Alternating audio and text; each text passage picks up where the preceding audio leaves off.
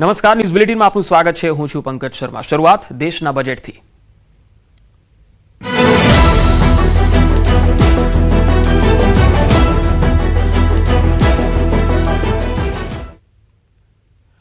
એક મહત્વપૂર્ણ અપડેટ આવી રહી છે। નાણામંત્રી સંસદ ભવન પહોંચી ગયા છે અને થોડી જ વારમાં તેઓ લોકસભામાં કેન્દ્રીય બજેટ રજૂ કરશે। સતત 9મી વખત આ બજેટ તેઓ રજૂ કરવા જઈ રહ્યા છે। થોડી વારમાં સંસદ ભવનમાં કેબિનેટની બેઠક પણ છે। વર્ષ 2026-27નું આ બજેટ રજૂ થવાનું છે। નાણામંત્રી નિર્મલા સીતારમણ આજે કેન્દ્રીય બજેટ રજૂ કરશે। સતત 9મી વખત આ બજેટ તેઓ દ્વારા રજૂ થવા જઈ રહ્યું છે અને આ વખતનું બજેટ ઐતિહાસિક હોઈ શકે છે। બજેટથી ગરીબ અને મધ્યમ વર્ગને અનેક આશા અપેક્ષાઓ પણ છે। નોકરિયાત વર્ગ ટેક્સમાં રાહતની આશા પણ રાખી રહ્યો છે। ત્યારે ઘણી બધી અપેક્ષાઓ પર આ વખતે બજેટમાં શું નીકળીને બહાર આવે છે એ જોવાનું રહેશે। આ વખતનું કેન્દ્રીય બજેટ છેલ્લા 75 વર્ષના તમામ બજેટ અને દસ્તાવેજો કરતા અલગ અને ખાસ બનવાનું છે। જે રીતે માહિતી આવી રહી છે તે પ્રમાણે આ વખતે બજેટ પરંપરાગત માળખાથી અલગ રીતે રજૂ થશે। અત્યાર સુધી બજેટ ભાષણના પાર્ટ એ અને સામાન્ય રીતે વધુ માહિતી હતી અને ભાગ બીમાં ફક્ત થોડી જ મહત્વપૂર્ણ જાહેરાતો સુધી મર્યાદિત હતું। જો કે આ વખતે નાણામંત્રી નિર્મલા સીતારમણના બજેટ ભાષણમાં ભાગ બી પર ખાસ ભાર મૂકવામાં આવશે। જે રીતે માહિતી આવી રહી છે કે ભાગ બી ફક્ત ટૂંકા ગાળાના જ નહીં પરંતુ લાંબા ગાળાના લક્ષ્યો પર પણ વિગતવાર ચર્ચા કરવામાં આવશે। હવે અપેક્ષાઓની જ્યાં સુધી વાત કરીએ તો કમ્પોઝિટ લાઇસન્સિંગથી લઈને ટેક્સ જીએસટીમાં રાહત સુધી બજેટમાં ખાસ ઇન્સ્યોરન્સ અને ઇન્ડસ્ટ્રીઓની પણ ઘણી બધી અપેક્ષાઓ છે। જેમાં કમ્પોઝિટ લાઇસન્સિંગની જો વાત કરીએ તો એક જ લાઇસન્સ દ્વારા લાઈફ, જનરલ અને હેલ્થ ઇન્સ્યોરન્સ વેચવાની સુવિધા મળે એવી એક અપેક્ષા છે એ જોવાઈ રહી છે। ટેક્સ અને જીએસટીમાં રાહત મળે એવી પણ એક અપેક્ષા, કારણ કે એજન્ટ કમિશન પર 0 જીએસટી અને ઇન્કમ ટેક્સની કલમ 80D હેઠળ હેલ્થ ઇન્સ્યોરન્સ પર છૂટ વધુ મળે એવું ઈચ્છી રહ્યા છે। ત્યારે જોવાનું એ છે કે તેમાં શું નીકળીને બહાર આવે છે। રિસ્ક આધારિત કેપિટલ જે આપણે આરબીસી કહીએ છીએ, કંપનીઓને તેમના જોખમ મુજબ જે મૂડી રાખવાની છૂટ છે એ મળવી જોઈએ અને કોઈ કંપની ફક્ત ગામડામાં વીમો વેચે છે તો તેને ઓછી મૂડીની જરૂર હોવી જોઈએ। ત્યારે આવી કંપનીઓ પણ ઈચ્છે છે કે તેમના માટે પણ એક મહત્વપૂર્ણ જાહેરાત થાય। એવિએશન અને ડિફેન્સ સેક્ટરની પણ ઘણી માગણીઓ છે, ઘણી અપેક્ષાઓ છે। ખાસ કરીને સેક્ટરને મજબૂત કરવા માટે ભારતમાં એવિએશન લીઝિંગના સમગ્ર સેક્ટરને મજબૂત બનાવવામાં આવશે। આનાથી એવિએશન સેક્ટરનો ગ્રોથ ઝડપી થાય, રોકાણની અંદર વધારો થાય। નિષ્ણાતો એવું કહી રહ્યા છે કે ટેક્સ છૂટ મળશે તો એવિએશન સાથે જોડાયેલા ટ્રેનિંગ અને ઓપરેશનલ સાધનોને વધારે સસ્તા બનાવશે અને તેના કારણે વધુ કંપનીઓ ભારતમાં રોકાણ કરવા આગળ આવશે એવિએશન સેક્ટરમાં। અને આત્મનિર્ભર ભારત જે છે એ અભિયાનને વધારે બળ મળે આ સૂચન એરોસ્પેસ અને ડિફેન્સ સેક્ટરને આત્મનિર્ભર બનાવવા અને વૈશ્વિક સ્તરે મજબૂત બનાવવાની દિશામાં મહત્વપૂર્ણ બની રહેવાનું છે। આ વખતની જે જાહેરાતથી ભારતની એવિએશન અને ડિફેન્સ ઇન્ડસ્ટ્રીને એક મોટો ફાયદો મળવાની પણ એક શક્યતા જોવાઈ રહી છે। બીજી એક ખાસ વાત કે કસ્ટમ ડ્યુટીને કેવી રીતે સરળ બનાવી શકાય એ પણ આજના બજેટ ભાષણમાં કદાચ જાહેરાત સંભવ છે। સરકાર સીમા શુલ્ક એટલે કે કસ્ટમ ડ્યુટી હોય છે એના સ્લેબમાં અથવા તો તેને સરળ બનાવવા માટે કંઈક જાહેરાત કરી શકે છે। તેનો હેતુ વિદેશથી આવતો કાચા માલ પર ટેક્સ ઘટાડવાનો છે જેથી ભારતમાં બનતી વસ્તુઓ સસ્તી થાય અને તેનો ફાયદો એ થશે કે કાચો માલ સસ્તો થાય ત્યારે ભારતીય પ્રોડક્ટ આંતરરાષ્ટ્રીય બજારમાં અન્ય દેશોની સરખામણીએ સસ્તી થશે અને તેનાથી ભારતની જે નિકાસ છે એ પણ વધશે। તો કસ્ટમ ડ્યુટી જે છે એ સરળ બનાવવા માટે અથવા તો ઘટાડવા માટે થઈને શું જાહેરાત થાય છે તેના પર સૌની નજર મંડાયેલી છે। ખાસ કરીને કર્તવ્ય ભવન પર જ્યારે તેઓ જવા રવાના થયા છે એ પહેલા તેઓ રાષ્ટ્રપતિ ભવન પહોંચ્યા હતા અને રાષ્ટ્રપતિ દ્રૌપદી મુર્મુ જે છે તેમની સાથે મુલાકાત કરી હતી। રાષ્ટ્રપતિ તેમને દહીં ખવડાવ્યું હતું અને ત્યારબાદ ત્યાંથી રવાના કર્યા હતા। હવે થોડી જ વારમાં તેઓ આ બજેટ ભાષણ વાંચવાની શરૂઆત કરશે, બજેટ ભાષણ શરૂ કરશે। હાલ તમે તસવીરો જોઈ રહ્યા છો કે નિર્મલા સીતારમણ છે એ કેબિનેટ બેઠકમાં ભાગ લેવા માટે પહોંચી ચૂક્યા છે સંસદ ભવન અને પીએમ મોદી પણ સંસદ ભવન ખાતે પહોંચી ગયા છે। તમામ સાંસદો અને મંત્રીઓ પણ સંસદ ભવન પહોંચી ચૂક્યા છે અને થોડી જ વારમાં હવે આ બજેટ ભાષણની શરૂઆત થશે। પરંતુ એ પહેલા એક બેઠક પણ મળવા જઈ રહી છે। આ બેઠકમાં આ બજેટને લઈને ખાસ ચર્ચા કરવામાં આવશે।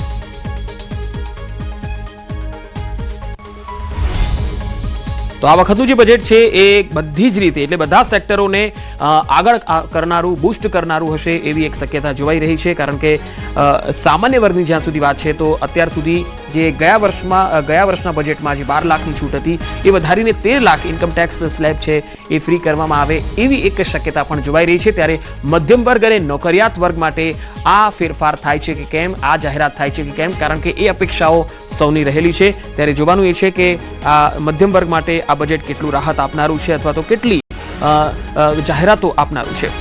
ઇમ્પોર્ટ ડ્યુટી ઘટાડવાને લઈને પણ એક વાત સામે આવી રહી છે, કારણ કે સોના ચાંદીના ભાવ જે રીતે ઐતિહાસિક રીતે વધી રહ્યા છે, ઝવેરી એસોસિએશનની પણ એ માંગ રહી છે કે ઇમ્પોર્ટ ડ્યુટી જો ઘટાડવામાં આવે તો સોના ચાંદીના ભાવ છે એ ઘટી શકે છે।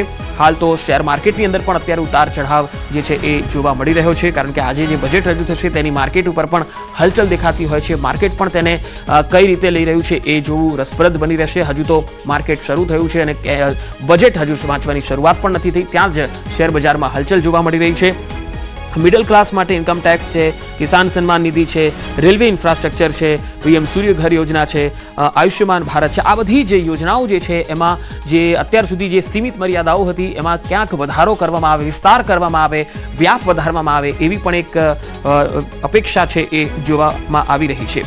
ખાસ કરીને જીએસટી કાઉન્સિલ જે છે એ લગભગ નાની સબ્જીઓથી લઈને એટલે શાકભાજીથી લઈને સ્માર્ટફોન સુધીની મોટાભાગની જે ચીજવસ્તુઓ છે એના ભાવ જીએસટી કાઉન્સિલ છે એ નક્કી કરતી હોય છે।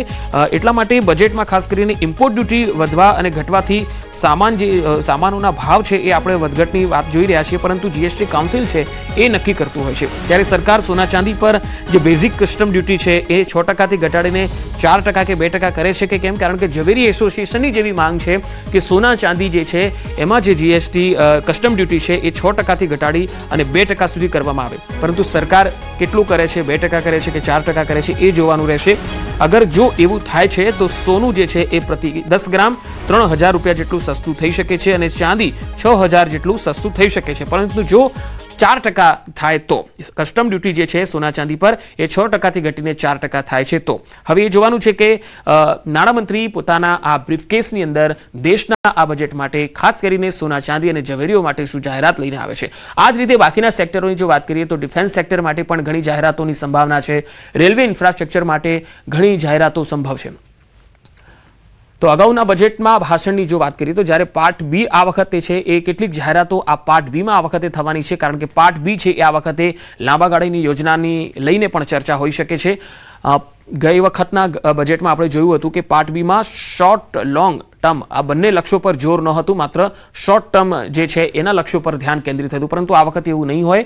બજેટનું પ્રેઝન્ટેશન જે છે એ આ વખતનું એટલે ખાસ હશે કારણ કે પાછલા 75 વર્ષના બજેટ કરતાં આ વખતે પાર્ટ એમાં વધારે માહિતી કરતાં પાર્ટ બીમાં વધારે માહિતી હશે।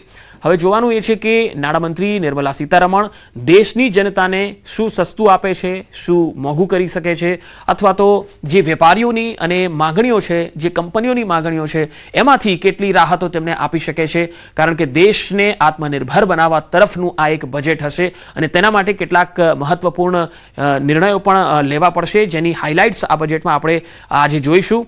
આ સદીની બીજી ત્રિમાહીના પ્રવેશની ઝલક પણ અહીંયા હશે। ભારતના આર્થિક વિઝન અને પ્રાથમિકતાઓને રજૂ કરનારું આ બજેટ હશે અને સ્થાનિક જે શક્તિઓ છે એને વૈશ્વિક મંચ પર લાવવાનો એક રોડમેપ આ બજેટની અંદર જોવા મળશે। દેશની જે વર્તમાન ક્ષમતાઓ છે, સંભાવનાઓ છે, અવસરો છે, રોજગારી કેવી રીતે વધી શકે તેના ઉપર પણ આ બજેટમાં એક બૂસ્ટર ડોઝ આપવાનો પ્રયત્ન થશે, જેથી વધારે ને વધારે રોજગારના અવસર પ્રાપ્ત થાય। તો નાણામંત્રી નિર્મલા સીતારમણ જ્યારે બજેટ રજૂ કરવા જઈ રહ્યા છે ત્યારે એ પહેલાં તેઓ રાષ્ટ્રપતિ ભવન પહોંચેલા હતા, ત્યાં દ્રૌપદી મુર્મુને મળ્યા અને ત્યારબાદ તેમણે દહીં ખવડાવ્યું રાષ્ટ્રપતિએ, ત્યારબાદ ત્યાંથી રવાના કર્યા હતા। હવે 11 વાગ્યે તેઓ બજેટ રજૂ કરવા જઈ રહ્યા છે અને ત્યારે હાલ તેઓ સંસદ ભવન ખાતે પહોંચ્યા છે। પીએમ નરેન્દ્ર મોદી પણ સંસદ ભવન પહોંચી ગયા છે અને ખાસ નોકરિયાત વર્ગ માટે શું રાહત હશે તેને લઈને મિડલ ક્લાસ છે એ પણ અત્યારે આશા અપેક્ષાઓ રાખીને બેઠો છે। જે ઝવેરી એસોસિએશન છે તેઓ પણ તેમની જે માંગણી છે, રજૂઆત છે તેના ઉપર તેઓ આ બજેટથી આશા અપેક્ષા રાખી રહ્યો છે। ખાસ કરીને ઇન્ડસ્ટ્રીયલ વર્ગ છે, ઉદ્યોગપતિઓ છે, ઇન્ડસ્ટ્રીયલ વર્ગ છે એ લોકો પણ અત્યારે જીએસટીને લઈને અને ટેક્સના કરવેરાના જે માળખાને વધારે સરળ બનાવવામાં આવે તેવી એક માંગ ઘણા સમયથી કરી રહ્યા છે। આયાત અને નિકાસકારો જે છે તેઓ પણ ઘણી અપેક્ષાઓ સેવી રહ્યા છે, ખાસ કરીને વિદેશોમાંથી જ્યારે જે માલ સામાન આવે છે ત્યારે તેમાં ઇમ્પોર્ટ ડ્યુટી છે એ ઘટાડવામાં આવે, અહીંથી નિકાસ છે એ સસ્તી થાય અને વધારે ને વધારે અહીંથી નિકાસ થઈ શકે તેના માટે પણ એક વ્યવસ્થિત માળખું જે છે એ અને તેનો વ્યાપ જે છે વધારવામાં આવે, કરવેરા છે એ ઘટાડવામાં આવે, તેને લઈને પણ એક મહત્વપૂર્ણ જાહેરાત આ બજેટમાં તેમની આશા અપેક્ષાઓ પર જોવા મળી શકે છે. નિર્મલા સીતારમણ હાલ સંસદ ભવન ખાતે આવી પહોંચ્યા છે અને તેઓ 9મી વખત આજે બજેટ રજૂ કરવા જઈ રહ્યા છે.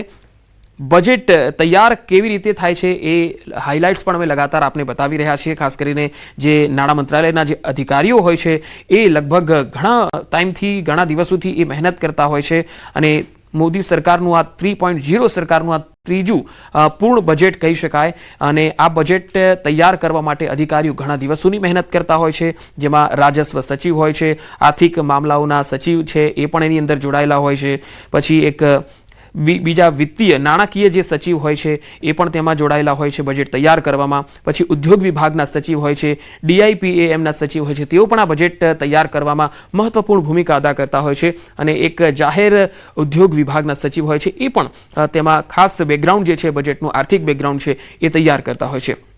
ખેતી ક્ષેત્ર માટે પણ એક મોટી અહીંયા જાહેરાત સંભવ છે, કારણ કે ખેતી ક્ષેત્રમાં ખેડૂતો માટે જે ઉત્પાદનો છે એ વધુને વધુ સ્થાનિક બજારમાં વેચવા સરળ બને, સારા અને પોષણક્ષમ ભાવ મળે, એ માટે પણ ખેડૂતો માટે મોટી એક જાહેરાત અહીંયા થઈ શકે છે.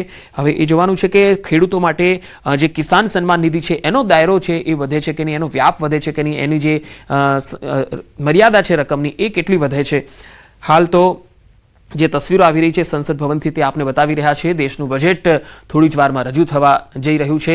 રાષ્ટ્રપતિ સાથે મુલાકાત કર્યા બાદ હવે નિર્મલા સીતારમણ સંસદ ભવન ખાતે પહોંચી ગયા છે અને ત્યાં એક કેબિનેટની બેઠક પણ મળવા જઈ રહી છે અને આ વખતે પાર્ટ બીમાં નાણામંત્રી બોલી શકે છે. દેશના બજેટનું પ્રેઝન્ટેશન આ વખતના બજેટમાં ખાસ જોવા લાયક હશે, જોવા જેવું હશે અને દેશને આર્થિક રીતે ગ્રોથ આપનારું હશે. આત્મનિર્ભર ભારતનો એક ટચ આ બજેટની અંદર જોવા મળશે. દરેક સેક્ટર માટે કંઈક ને કંઈક જાહેરાતો તેમાં હશે, હાઇલાઇટ્સ હશે, દરેક સેક્ટરને કંઈક લાભ થાય, દરેક સેક્ટર માટે કંઈક રાહત થાય એ પ્રકારનું આ બજેટમાં જોગવાઈઓ હશે. હાલ જે તસવીરો તમે જોઈ રહ્યા છો એ રાષ્ટ્રપતિ ભવનમાં જ્યારે નાણામંત્રી નિર્મલા સીતારમણ તેમને મળવા પહોંચ્યા હતા તે વખતની છે, જ્યાં તેમણે વાતચીત પણ કરી હતી, તેમની સાથે મુલાકાત કરી હતી સંસદ ભવન જતા પહેલા અને ત્યારબાદ રવાના થતા પહેલા રાષ્ટ્રપતિએ તેમને દહીં ખવડાવીને ત્યાંથી રવાના કર્યા હતા. અને હાલ જે સંસદ ભવનથી પણ જે તસવીરો આવી રહી છે તે પણ અમે આપને લગાતાર બતાવી રહ્યા છીએ.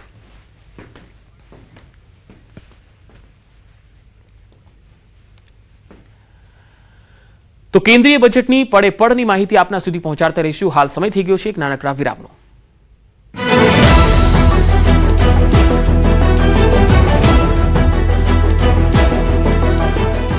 ભર શિયાળી માવઠાની આગાહી વચ્ચે ઉત્તર ગુજરાત અને દક્ષિણ ગુજરાતમાં માવઠું વરસ્યું હતું. કડકડતી ઠંડી વચ્ચે મેઘરજથી લઈને ડાંગ, મહીસાગરથી લઈને બનાસકાંઠા સુધી કમોસમી વરસાદ ખાબકતા ખેડૂતોના જીવ અદ્ધર થઈ ગયા. અરવલ્લીના માલપુર મેઘરજમાં ભર શિયાળે વાતાવરણ બદલાયું અને ખેડૂતો સવારમાં ઉઠે તે પહેલા જ ધુમ્મસની બદલે રોડ પર આકાશમાંથી આફત વરસી રહી હતી. માલપુર મેઘરજ પંથકમાં કમોસમી વરસાદ પડતા રોડ પર પાણી વહેતા થયા હતા. ખેતરોમાં પણ ઉભા પાક પર પાણી વરસતા ખેડૂતોના જીવ તાળવે ચોંટી ગયા હતા. કમોસમી વરસાદના કારણે ઘઉં અને બટાકાના પાકમાં આવી શકે છે રોગ. જિલ્લામાં 80,000 હેક્ટર જમીનમાં પાકને નુકસાન થવાની ભીતિ છે. આ તરફ ડાંગ જિલ્લામાં વાતાવરણમાં પલટો આવ્યો. સાપુતારા, આહવા, સુબીરમાં વરસાદ વરસ્યો. સાપુતારાની તળેટીના ગ્રામ્ય વિસ્તારમાં કમોસમી વરસાદથી ખેડૂતોમાં ચિંતા પ્રસરી છે. રવિ પાક જેવા કે ચણા, ઘઉં, તુવેર, આંબા કલમને નુકસાન જવાની ભીતિ છે. તો મહીસાગર જિલ્લામાં વહેલી સવારથી જ વાદળછાયું વાતાવરણ જોવા મળ્યું. આકાશમાં વરસાદી વાદળ છવાતા કમોસમી વરસાદની ભીતિ સેવાઈ રહી છે. એકાએક વાદળછાયું વાતાવરણ અને વરસાદી માહોલ છવાતા ખેડૂતોના પાકને નુકસાનની ભીતિ. બનાસકાંઠા પંથકમાં પણ ચિંતાના વાદળો ઘેરાયા હતા. બનાસકાંઠા જિલ્લામાં વહેલી સવારથી વાદળછાયું વાતાવરણ રહ્યું. આકાશમાં કાળા વાદળો છવાયા. ગુજરાતમાં 2 દિવસથી લોકોને ઠંડીથી રાહત મળી છે. ભર શિયાળે કહેર મચાવવા માવઠું પહોંચી ગયું છે, જેથી હાલ મોટાભાગના વિસ્તારમાં તાપમાનનો પારો 2 થી 5 ડિગ્રી સુધી ઘટી ગયો છે. એટલે મિશ્ર ઋતુનો અનુભવ થઈ રહ્યો છે. રાત્રે અને વહેલી સવારે ઠંડી અને સવારથી સાંજ સુધી ગરમીનો અહેસાસ થઈ રહ્યો છે, જેની વચ્ચે 24 કલાક બાદ એટલે કે 2 ફેબ્રુઆરીથી ફરી કાતિલ ઠંડી પડશે. હવામાન વિભાગે આગાહી કરી છે કે 24 કલાક બાદ તાપમાનમાં થશે ઘટાડો. 3 થી 5 ડિગ્રી પારો ઘટશે. આ ઘટાડો શિયાળાને કારણે સમગ્ર રાજ્યમાં ઠંડીનું જોર ફરી એકવાર વધશે. હાલ ઉત્તર પૂર્વના પવન ફૂંકાવાને કારણે વાતાવરણમાં થયેલા વેસ્ટર્ન ડિસ્ટર્બન્સના કારણે રાજ્યના કેટલાક ભાગોમાં વાદળછાયું વાતાવરણ પણ જોવા મળી શકે છે. मिनिमम टेम्परेचर की बात करेंगे तो आने वाले 24 घंटे मिनिमम 9 लाख चेनी में रहेगा मिनिमम टेम्परेचर. उसके बाद मिनिमम टेम्परेचर में 3 से 5 डिग्री की गिरावट का पूर्वानुमान है उसके आने वाले अगले 2 दिन के लिए. उसके बाद मिनिमम टेम्परेचर फिर से 2 से 3 डिग्री सेल्सियस से राइज होने का पूर्वानुमान है. હાલ સોના ચાંદીના ભાવમાં ભડકો થયો છે. 2 દિવસમાં 1 લાખ રૂપિયા ચાંદી ઘટી છે તો સોનામાં પણ મોટો કડાકો થયો છે. આમ છતાં સોના ચાંદી હવે સામાન્ય વર્ગની પહોંચની બહાર છે, જેની સીધી અસર સામાજિક વ્યવહારો પર પડી છે. ચરોતર પ્રદેશમાં સોના ચાંદીના આસમાની ભાવની અસર સામાજિક વ્યવહારોની પરંપરા પર જોવા મળી રહી છે. દીકરીના લગ્ન, મોસાળું કે નવી વહુના આગમન પ્રસંગે અપાતા દાગીના હવે મધ્યમ વર્ગ માટે આર્થિક બોજ બની ગયા છે. મોંઘવારીની આ અસર આણંદના જ્વેલરી બજાર પર પણ જોવા મળી રહી છે. દુકાનો પર ગ્રાહકોના અભાવના કારણે વેપારીઓ પણ ચિંતામાં છે. રાજકોટ જિલ્લામાં ભારતીય જનતા પાર્ટીના સંગઠન માળખાની જાહેરાત બાદ પ્રમુખ પદને લઈને ચાલી રહેલી અફવાઓ પર વિરામ મુકાયો છે. 27 જાન્યુઆરીએ જિલ્લા ભાજપનું સંગઠન માળખું જાહેર થયા બાદ પ્રમુખ બદલાઈ રહ્યા છે તેવી ચર્ચા રાજકીય વર્તુળોમાં ઉઠી હતી. પરંતુ 31 જાન્યુઆરીએ યોજાયેલા કાર્યક્રમમાં હાલના જિલ્લા પ્રમુખ અલ્પેશ ઢોલરિયાને યથાવત રાખવામાં આવ્યા. કાર્યક્રમ દરમિયાન અલ્પેશ ઢોલરિયાને સાફો પહેરાવી સન્માનિત કરવામાં આવ્યા અને કટાર અર્પણ કરવામાં આવી. આ સાથે જ નવા નિયુક્ત હોદ્દેદારોએ ઢોલ નગારાના તાલે ગ્રહણ કર્યું. જિલ્લા કક્ષાએ 8 ઉપપ્રમુખ, 3 મહામંત્રી તેમજ 8 મંત્રીની જાહેરાત કરવામાં આવી છે. અલ્પેશ ઢોલરિયાએ આગામી ચૂંટણીમાં તમામ હોદ્દેદારોને સાથે રાખી ચૂંટણી લડવા આહવાન કર્યું. આ પ્રસંગે પૂર્વ જિલ્લા ભાજપ પ્રમુખ નાગદાન ચાવડા પણ હાજર રહ્યા હતા. તેમણે ઢોલીને નગદ રકમ આપી નવા હોદ્દેદારોના વધામણા કર્યા, જે ઘટનાએ કાર્યક્રમમાં ખાસ ધ્યાન ખેંચ્યું. આમ રાજકોટ જિલ્લા ભાજપના નવા સંગઠન માળખામાં રિપીટ થિયરી જોવા મળી છે, જેમાં મહામંત્રી પદ પર 3 હોદ્દેદારોને રિપીટ કરવામાં આવ્યા છે. આ ઉપરાંત ઉપપ્રમુખ પદ પર રીનાબેન ભોજાણીને પણ રિપીટ કરવામાં આવ્યા છે. અનિતાબેન ચૌહાણની કાર્યાલય મંત્રીમાંથી મંત્રી તરીકે જવાબદારી સોંપવામાં આવી છે, જ્યારે યુવા મોરચા પ્રમુખ તરીકે મહામંત્રી પદે રહેલા દેવ કોરડિયાને પ્રમુખ, સૂરજ ડેરને મંત્રીમાંથી મહામંત્રી જાહેર કરવામાં આવ્યા છે. રાજકોટ શહેરમાં ભર શિયાળે 18 વોર્ડ પૈકી 4 જેટલા વોર્ડમાં પાણી કાપ ઝીંકવામાં આવ્યો. રાજકોટ મહાનગરપાલિકાના વોટર વર્ક્સ વિભાગ દ્વારા લાઇન લીકેજ, વાલ્વ બદલવાની કામગીરી તેમજ જુદા જુદા GSR સફાઈ કામગીરીના પગલે આજે વોર્ડ નંબર 4, 5, 7 અને 14માં પાણી કાપ ઝીંકવામાં આવ્યો છે. ગ્રીનલેન્ડ ચોકડી, ગુંદાવાડી, કરણપરા, હાથીખાના અને સોની બજાર વિસ્તારના લોકો તરસ્યા રહ્યા. 4 વોર્ડની સેંકડો સોસાયટીઓમાં પાણી વિતરણ નહીં થતા લોકોનો ગુસ્સો 7મા આસમાને જોવા મળ્યો. લોકોનું કહેવું છે કે પીવાનું પાણી 20 મિનિટ પણ મળતું નથી. જે આવે છે તે પણ ગંદુ આવે છે. એમાં પાણી નહીં મળતા બહારથી ટેન્કર મંગાવવાની ફરજ પડી રહી છે. ઈડરના વડિયાવીર ખાતે RSSના શતાબ્દી વર્ષ નિમિત્તે વિશ્વ હિન્દુ પરિષદ પ્રેરિત સનાતન ધર્મસભા યોજાઈ, જેમાં કાશીથી દંડી સ્વામી ઉપસ્થિત રહ્યા હતા. ધર્મસભામાં હિન્દુ ધર્મને લઈ ચર્ચા કરવામાં આવી હતી. પાડોશી દેશોમાં હિન્દુ ધર્મ પરિવારોની વર્તમાન સ્થિતિની ચિંતા પણ કરવામાં આવી હતી. દેશભરમાંથી સાધુ સંતો ઉપસ્થિત રહ્યા અને તેઓએ સંસ્કૃતિની વાતો કરી હતી. પશ્ચિમ સંસ્કૃતિના વધતા આંધળા અનુકરણને લઈ ચિંતા વ્યક્ત કરાઈ હતી. સાથે જ સનાતન ધર્મની જાગૃતતા અને સામાજિક પરિવર્તન, કુટુંબ પ્રમોદન, સામાજિક સમરસતા વિશે ચિંતન કરવામાં આવ્યું હતું. સાથે જ હિન્દુ સમાજના ગુણ, રક્ષણ અને જીવન મૂલ્યો અને સમાજની દ્રઢતા બાબતે પણ ચર્ચા કરવામાં આવી હતી. દ્વારકાના શારદા પીઠાધીશ્વર જગતગુરુ શંકરાચાર્ય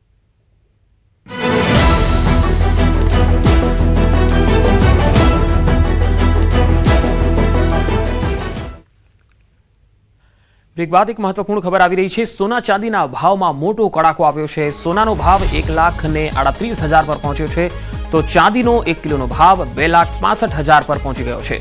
સોના અને ચાંદીના ભાવમાં મોટો કડાકો જોવા મળ્યો છે. સોના ચાંદીમાં ગઈકાલે પણ એક મોટો કડાકો જોવા મળ્યો હતો. આજે પણ સોના ચાંદીના ભાવમાં ઘટાડો થયો છે. જો કે ખાસ ઘણા સમયથી આપણે જોઈ રહ્યા છીએ કે સોના ચાંદીના ભાવ ઐતિહાસિક સપાટીને સ્પર્શ કરી રહ્યા છે, ત્યારે છેલ્લા 2 દિવસથી સોના ચાંદીના ભાવમાં મોટો કડાકો એટલે કે ઘટાડા આવી રહ્યા છે. બંનેમાં સોના અને ચાંદી બંનેના ભાવમાં ઘટાડો જોવા મળી રહ્યો છે. ચાંદીનો ભાવ 2,65,000 પર પહોંચ્યો છે, જ્યારે સોનાનો ભાવ 1,38,000 પર પહોંચી ગયો છે. આ એક મોટો કડાકો કહી શકાય.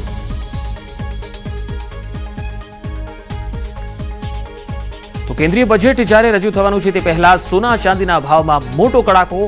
સોના ચાંદીના ભાવમાં ઘટાડો થયો છે. ચાંદીનો ભાવ 2,65,000 પર પહોંચ્યો છે, જ્યારે સોનાનો ભાવ 1,38,000 પર પહોંચ્યો છે. સોના અને ચાંદી બંનેના ભાવ ઘટ્યા છે. ગઈકાલે પણ 1 લાખ જેટલો ભાવ ચાંદીનો ભાવ જે છે એ ઘટ્યો હતો અને આજે પણ સતત આ ભાવ ઘટી રહ્યા છે. સોનાનો ભાવ પણ ગઈકાલે ઘટ્યો હતો અને હવે બંને સોના ચાંદીના ભાવ જે છે એ ઘટી રહ્યા છે. રેકોર્ડ સપાટીને સ્પર્શ કર્યા પછી હવે સોના અને ચાંદીમાં કરેક્શન દેખાઈ રહ્યું છે અને બંનેમાં ભાવ ઘટી રહ્યા જોવા મળી રહ્યા છે. એક તો કેન્દ્રીય બજેટ રજૂ થાય તે પહેલા જ તેમાં જે ઇમ્પોર્ટ ડ્યુટી છે એ ઘટવાની એક અપેક્ષા છે એ જોવાઈ રહી છે, ત્યારે સોના અને ચાંદીના ભાવમાં ઘટાડો છે તેને લઈને પણ એક સંકેત મનાઈ રહ્યો છે કે કેન્દ્રીય બજેટ જે રજૂ થાય તેનું પણ એક કારણ છે કે કદાચ ઇમ્પોર્ટ ડ્યુટી જે એ ઘટે સોના અને ચાંદીમાં તો આ ભાવ હજુ પણ વધારે ઘટી શકે છે. તો માર્કેટમાં આંતરરાષ્ટ્રીય જે હલચલ મચતી હોય છે તેની અસર પણ સોના ચાંદીમાં જોવા મળતી હોય છે. એટલે એક એ અને કેન્દ્રીય બજેટ જ્યારે આજે રજૂ થવાનું છે ત્યારે તેની પણ એક અસર જોવા મળી રહી છે સોના અને ચાંદીના ભાવમાં. સોના ચાંદીના ભાવમાં મોટો કડાકો જોવા મળ્યો છે.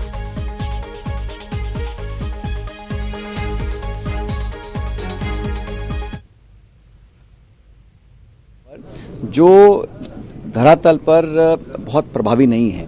मैं ऐसा मानता हूँ अभी सरकार ने नया कानून बनाया है नरेगा को लगभग समाप्त करने का. वो कहते हैं कि हम इसको रिफॉर्म कर रहे हैं, लेकिन हकीकत ये है कि इस देश में औसत जो नरेगा का यूज़ हो रहा है वो 35 दिन का हो रहा है और ये 125 का वादा कर रहे हैं. और जो पहले निर्णय लिए जाते थे गाँव के अंदर, पंचायत के अंदर, और सरपंच और जनप्रतिनिधि डिमांड करते थे पैसे की और बजट की कोई कमी नहीं थी. अब सरकार अपना बजट तय कर दिया है. काम क्या होंगे वो दिल्ली और राजधानी से थोपा जाएगा. तो जो सबसे गरीब तबका है उसके पास जो सुरक्षा कवच है अपना आर्थिक रूप से, उसको छीनने का काम सरकार कर रही है. इसी जिद के साथ उन्होंने 3 काले कानून बनाए थे, वापस लेने पड़े. बहुत साल पहले उन्होंने जमीन अधिग्रहण कानून को संशोधन करने का एक कोशिश की पार्लियामेंट के अंदर. राहुल गांधी जी ने, कांग्रेस पार्टी ने विरोध किया, वापस हाथ खींचना पड़ा. नरेगा को लेकर भी उन्होंने नाम बदलकर महात्मा गांधी जी का नाम हटाया है और इसको जानबूझ के राज्य सरकारों पर बोझ डाल दिया. पहले 90-10 का रेशो होता था केंद्र सरकार राज्य सरकार का, अब 60-40 कर दिया. तो निर्णय लेने की शक्ति खत्म कर रहे हैं, सेंट्रलाइज कर रहे हैं, बजट को कैप कर रहे हैं और राज्य सरकार पर बोझ डाल रहे हैं. तो जानबूझकर इस पूरी स्कीम को जो हमने अधिकार कानून देके बनाया, संवैधानिक अधिकार बनाया था, उसको छीन. બનાસકાંઠાના ડીસામાં ભુવાજી પર હુમલો થયો છે. શિહોરીના ભુવા દેવાભાઈ અમૃતભાઈ રબારી પર હુમલો થયો છે. ધોકાઓ વડે તોડફોડ કરતો વિડીયો સામે આવ્યો છે. લવ મેરેજની અદાવતમાં હુમલો કરાયો હોવાની આશંકા. 6 માસ અગાઉ ભુવાજીએ લવ મેરેજ કર્યા હતા. લવ મેરેજ બાદ યુવતીને પરત આપી છતાં અદાવતમાં આ હુમલો થયો હોવાની વાત સામે આવી રહી છે. યુવતીના પરિવારજનો સહિત 15 લોકોના ટોળાએ ભુવાજી પર હુમલો કર્યો. ડીસા સિવિલમાં સારવાર માટે ખસેડાયા છે. ડીસામાં ભુવાજી પરના હુમલાના વિડીયો સામે આવી રહ્યા છે. 2 ગાડીઓમાં આવેલા શખ્સો હુમલો કરતા દેખાઈ રહ્યા છે. આરોપીઓ હુમલો કરી નાસી છૂટ્યા. એક ગાડી કસ્ટમ ઓફ CGST અમદાવાદ લખેલી પ્લેટવાળી છે. ભુવાજી દેવા રબારી ગેરેજમાં ગાડી સર્વિસ કરાવી અને નીકળતા હતા એ સમયે તેમના પર આ હુમલો થયો હતો, જેના 3 થી 4 જેટલા વિડીયો સામે આવી રહ્યા છે. તસવીરોમાં તમે જોઈ શકો છો આ જે વિડીયો છે એ સોશિયલ મીડિયામાં પણ વાયરલ થઈ રહ્યા છે. લવ મેરેજની અદાવતમાં ભુવાજી પર હુમલો થયો છે. તેમની ગાડીમાં તોડફોડ પણ કરવામાં આવી. આરોપીઓ હુમલો કરી અને ત્યાંથી ફરાર થઈ ગયા હતા.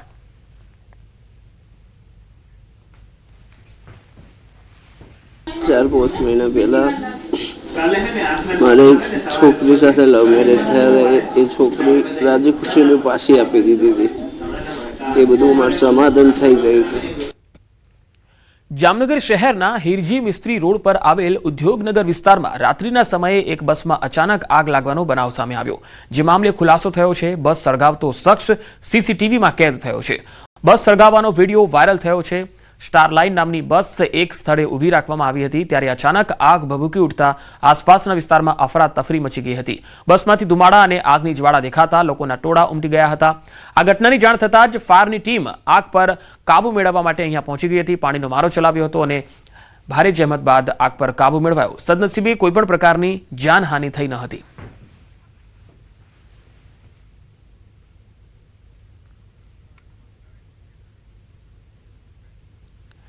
વડોદરામાં ડમ્પર ચાલકે વધુ એકનો ભોગ લીધો છે. અક્ષર ચોક પાસે ડમ્પરે બાઇક ચાલકનો ભોગ લીધો.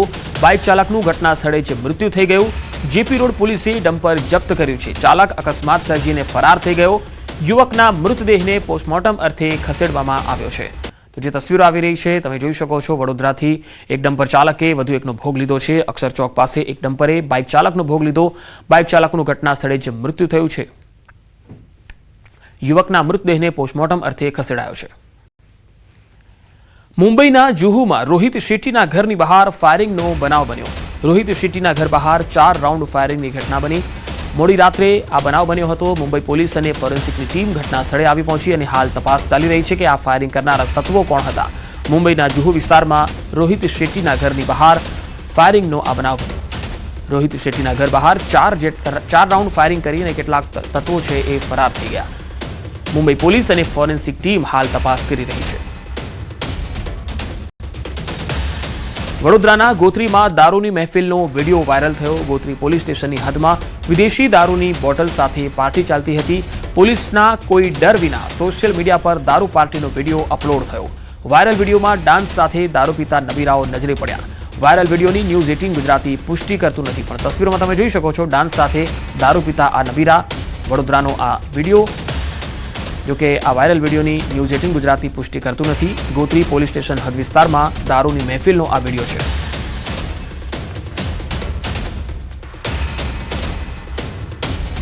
ગીર સોમનાથમાં ખાણ ખનીજ વિભાગે દરોડા પાડ્યા। ઉનાના ચાંચકવડ ગામે ખાણ ખનીજ વિભાગે દરોડા પાડ્યા। લીઝ મંજૂર થયેલ ખાણમાં એટીઆર બંધ હોવા છતાં ખનન અને વહન ચાલુ રાખતા કાર્યવાહી થઈ।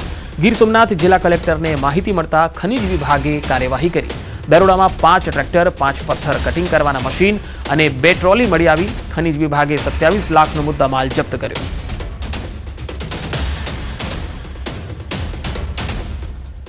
સુરત શહેરના અલથાણ ભટાર વિસ્તારમાં આવેલી નિર્માણાધીન કન્સ્ટ્રક્શન સાઇટ બહાર અકસ્માત થયો, જેમાં એક ટ્રેક્ટર બેફામ રીતે રિવર્સ લઈ રહ્યું હતું। એ સમયે રસ્તેથી પસાર થતી એક મહિલા ટ્રેક્ટર નીચે આવી ગઈ, જેમાં તેણીને ગંભીર ઈજાઓ પહોંચી। સદનસીબે મહિલાનો જીવ બચી ગયો। અકસ્માત બાદ ટ્રેક્ટર ચાલક ઘટના સ્થળેથી ફરાર થઈ ગયો। પ્રત્યક્ષદર્શીઓએ ટ્રેક્ટર ચાલકની બેદરકારી અને સાઇટ પર કોઈ સુરક્ષા વ્યવસ્થા ન હોવાનો આરોપ લગાવ્યો। ડ્રાઈવર નશામાં હોવાનો પણ આક્ષેપ કરાયો। સ્થાનિકોએ આરોપ લગાવ્યો કે બાંધકામ સાઇટના કોન્ટ્રાક્ટર દ્વારા જવાબદારી સ્વીકારવાને બદલે ગલ્લા તલ્લાનો જવાબ અપાયો। હાલ ઇજાગ્રસ્ત મહિલાએ પોલીસમાં ફરિયાદ કરી છે। સ્થાનિકોએ જવાબદારો સામે કડક કાર્યવાહીની માંગ કરી છે। બોટાદના રાણપર તાલુકામાં ટ્રક અને ઇકો વચ્ચે અકસ્માત થયો। મધ્યપ્રદેશથી રાણપુરના કુંડલી ગામે જતી ઇકો કારને નડ્યો અકસ્માત। કિનારા ગામ પાસે ગમખ્વાર અકસ્માતમાં 4ના મૃત્યુ થયા, 3 લોકો ઇજાગ્રસ્ત થયા। 4 લોકો ગંભીર રીતે ઘાયલ થતા તેઓને હોસ્પિટલમાં લઈ જવાયા છે। રાણપુર મામલતદારની ટીમ, પોલીસનો કાફલો ઘટના સ્થળે પહોંચી ગયો હતો। બે ચાર આ બાજુ પડ્યા હતા, ગાડીમાં ફસાઈ ગયેલા હતા અને પાઇપ વડેથી કાઢ્યા બહાર અને 2-3 તો ડેડ થઈ ગયેલા અહીંયા હતા અને પોલીસે પણ આમાં મદદરૂપ થયા હતા। ટ્રાફિક પણ આવી અને પોલીસે ખુલ્લું કરાવડાવ્યું। ટ્રક અને આ ઇકો ભટકાઈ ગયા છે સાહેબ, અંદર તોડીને કાઢ્યા। અંદર ક્યાં આના પતરા તોડ્યા ત્યારે માનમાં નીકળ્યા। બહારનું ભોજન આરોગતા પહેલા ચેતી જજો। શહેરના વધુ એક નાગરિકને કડવો અનુભવ થયો। વડોદરાના મકરપુરા વિસ્તારના હનુરામ કુડ્સમાં વેચાઈ રહ્યો છે જીવાતવાળો ખોરાક। કચોરી ચાટમાંથી વંદો નીકળ્યો। કચોરીમાં વંદો જોતા જ ગ્રાહકો ચોંકી ગયા। નાગરિકે પોતાના કડવા અનુભવનો એક વિડીયો વાયરલ પણ કર્યો અને વેપારી સામે કાર્યવાહીની માંગ કરી।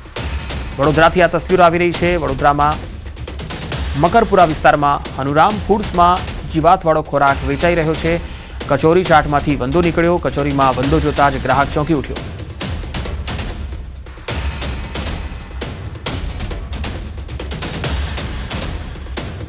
સમાચારોનો પ્રવાહ લગાતાર જારી રહેશે। હાલ રોકાઈશું એક વિરામ માટે।